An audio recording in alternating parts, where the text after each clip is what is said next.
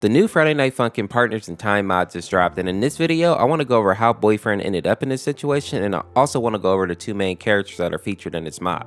Now, first and foremost, Boyfriend is in a place right now called the Nothing World, and it's basically just this white void that has nothing but portals in it. If you watched my Sulliver and Rosazi video, you'll know that this is the place that they basically reside until Ruv and Cervante actually take their relationship to the next level. And this is actually connected to the reason that Boyfriend is in the Nothing World to begin with. After he defeated Sulliver, he was tossed into the Nothing World and he came across Sulliver and Rosazi's grandparents. Now, I'm not going to try to pronounce their full names because they're heavy Russian names, but the grandmother's name is Vania and the father's name is Vito. And the reason that they're actually rap battling Boyfriend is because they see that he's trapped in this Nothing World until Sulliver comes back and actually lets him out, because technically he's the only person in the Nothing World that can make portals. So in order to burn some time and to see if they can actually beat Boyfriend, they go ahead and challenge him to a rap battle. Now, those of you that are familiar with Ruv's backstory will know that these are his parents and they actually abandoned him as a kid. Now, my initial thoughts was that Ruv's parents were just bags, but now after I've read their backstories, it seems that both of his parents went through their own trauma, and in the current universe, they're both actually dead, which probably is the reason that they had to leave Ruv.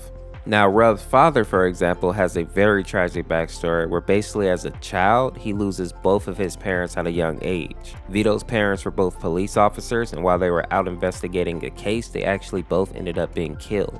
Vito ended up having to move in with his rich aunt and uncle, who also happened to be very abusive. And they basically tried to use their money in order to control Vito and keep him complacent. The only reason Vito was able to break away from his abusive family is because he found a priest that was able to take him under his wing and kind of put him on the right track. Vito later on went to become a police officer, and we can assume that the reason that he ends up dying is also in the line of duty.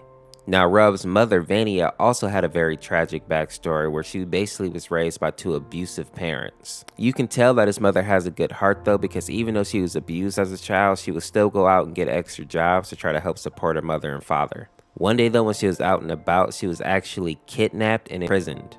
It seems that she was trapped by some child trafficking ring, which she was able to escape from, but she felt a lot of guilt moving forward in her life because there were a lot of kids there that she couldn't save. Not wanting to go back to her neglectful family, she ended up having to live out on the street and luckily was taken in by a homeless man. And this person basically taught her how to pickpocket and just survive on the street in general. But once he passed away, she basically had to fend for herself, and she ended up getting into a lot of trouble with the law and just the locals in the town that she was in.